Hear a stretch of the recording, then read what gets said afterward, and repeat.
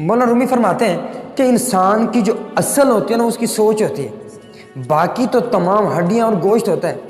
انسان کی جس طرح کی سوچ ہوتی ہے اس طرح کے لوگ اس کو آ کے ملتے ہیں۔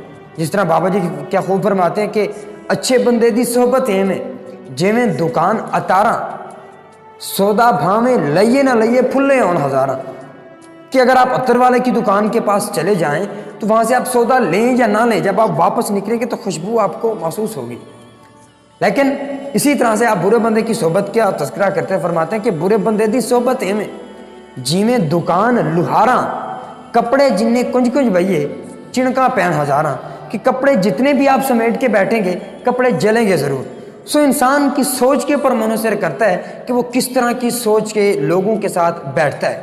اگر اس کے ساتھ بیٹھنے والے لوگ اچھے ہیں تو اس میں کوئی گمان نہیں کیا جا سکتا کہ وہ غلط راستے پہ چلا جا سکتا، کیونکہ حضور اکرم صلی اللہ علیہ وسلم کا فرمان بھی ہے کہ انسان اپنے دوست کے دین کے اوپر ہوتا ہے۔